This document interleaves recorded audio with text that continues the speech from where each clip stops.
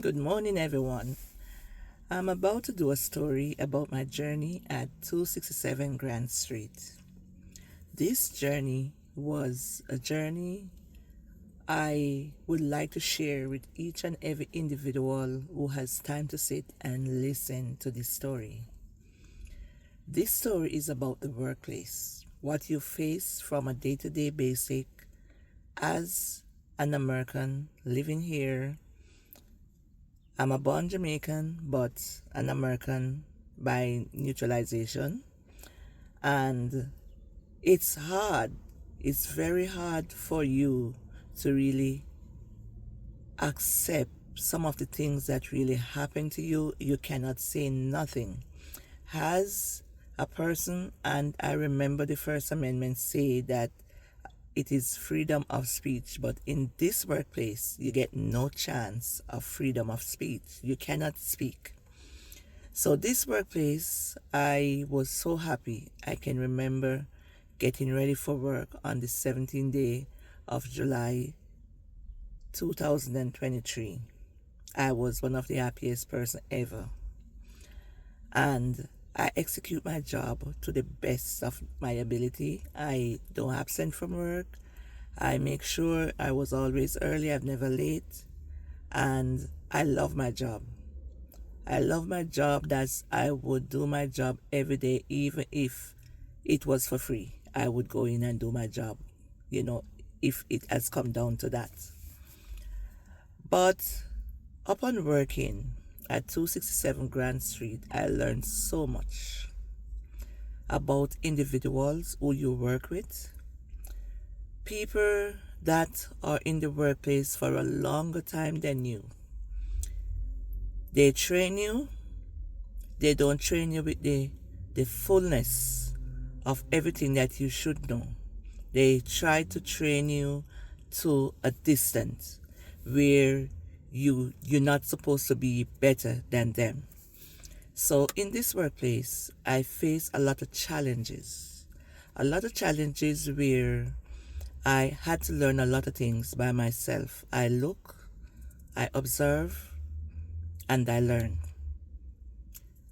I look around, I see the things what that person would do. I said then to myself, no one has teach me this. So a few things I look again, I realize other people may do the same thing. I said, okay, so this is a routine in my job, but no one has taught me this. And I picked up that some people in the workplace, when they train you, they do not want you to become as good as they are or better than they are. So upon my journey, I realized a lot of things. I was told a lot of things about my manager. I was told a lot of stuff about workers. I was told a lot of stuff about my job. I was told that each day while I'm at work, my manager would come in and there is a person that I work with. Her name is M, and she would give report to the manager how you work. And if she said you does not work well, then you have a problem with your manager. So this was something, if this person does not like you, then you have a problem. So upon working at 267 Grand Street, my first challenge after working was one night I was at work and another PCT like myself came to me and said to me that I just don't like how you're so independent. So it tickles my brain when you know to say I'm independent, I'm too independent. I wonder what this person mean when this person say that I'm too independent. So I question it. She said, you do the job so well, and you do this job like you have been doing this job all your life. I've been working here for like 18 years, and you do some of the things even different than I do. And you are such a great worker. So I feel, yes, I feel good about it, but not knowing that this person had a problem with me doing my job well. So yes, this person tried to get closer to me, and she tried to be friendly with me, and I feel good, yes, that somebody that acknowledged me, who is here for such a long time, acknowledged my job, that my job is doing so good, and I feel good. But not knowing that this person has an envy in her mind that I'm doing my job too well, and she doesn't like it. I thought she had, she admin me well, but not knowing that she deliberately doesn't like, the way I execute my job. I still do my job on a timely basis. I I work very professional. I I look after my patient with dignity and pride. I enjoy my job 101%. That's how much I enjoy my job. So, upon going to work, I try to be there in time. I do everything that I'm supposed to do. And I find that this person started to give me, she started to come around much closer, more in such a nice way. She hacked so nice to me that it would fool anyone. Anyone would be fooled by this kind of behavior. This person, she's coming in, she would try to get something for me and her. She even, I can remember Christmas came and she was at my house. Oh, where's your address? Santa is coming. And she was at my house to come, girl, I love the way you were. And I have to bring you something for Christmas. And she was like that. So I feel this girl, being a clean-hearted person, I figure more or less this girl was like, yes, she is a genuine person. Yes, she loved the way I work, and she, she accept me that, yes, I'm good at what I do, and, you know, we we are a team, so we're gonna work.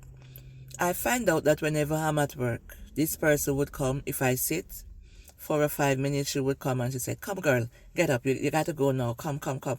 And I will go and I will help her with all her patients. She would take me and she would say, look, help me here, help me. When it's my turn to get help, there is no help. So I find out that this been happening to me every night.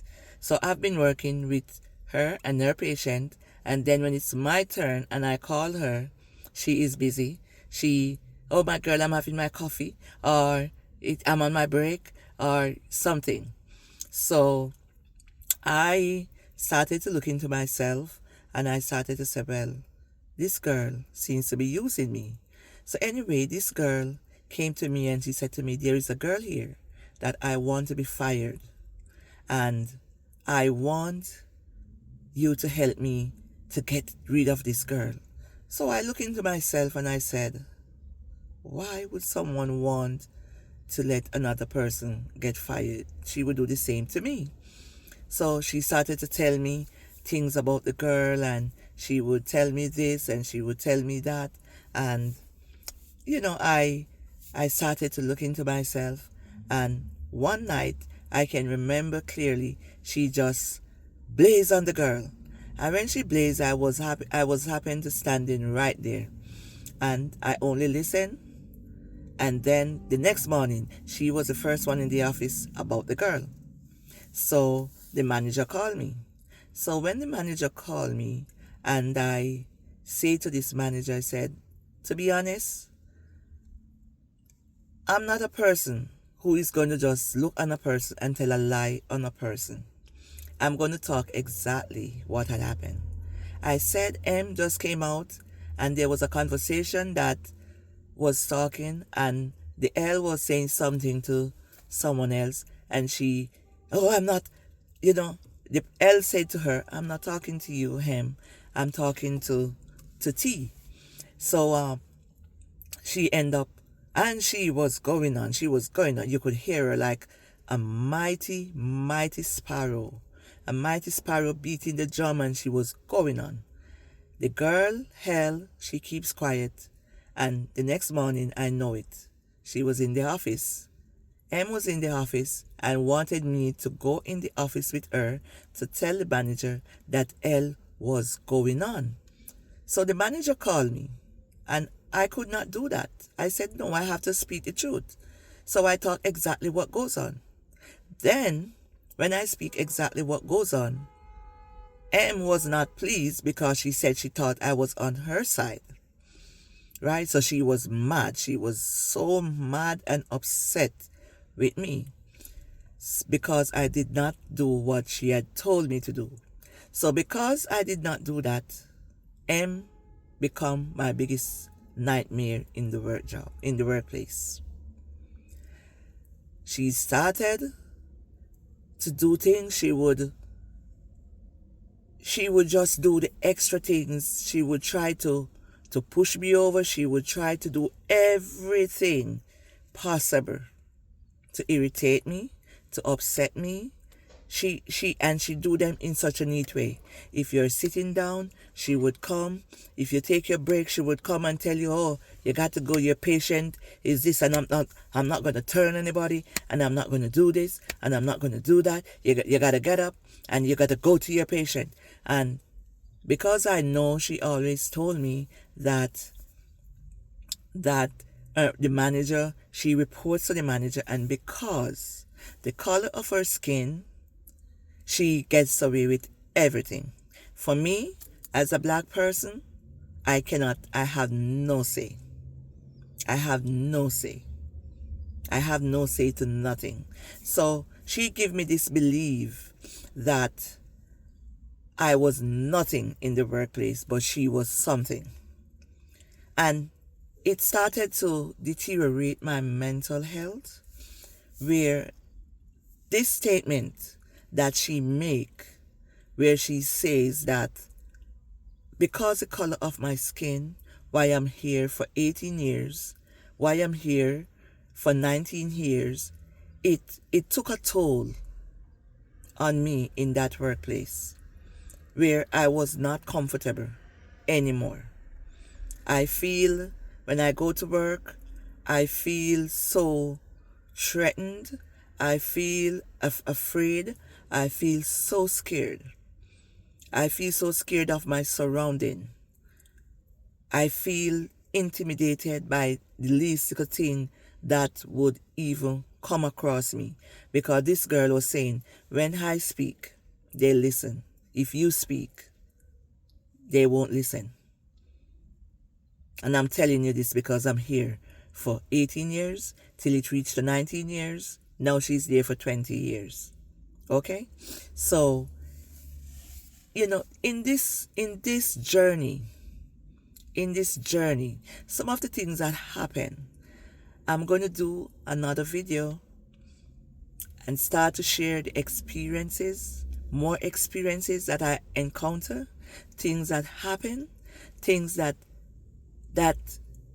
you wouldn't even believe that these things happen at 267 Grand Street.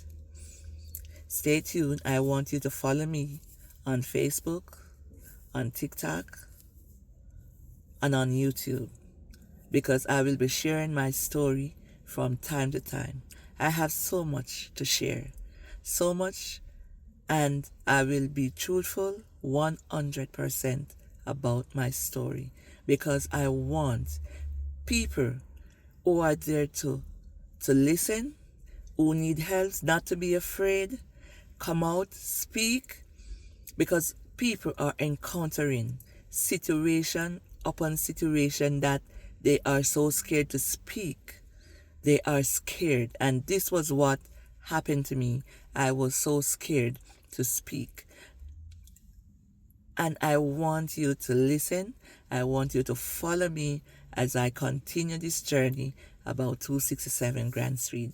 Stay tuned. Have a blessed day.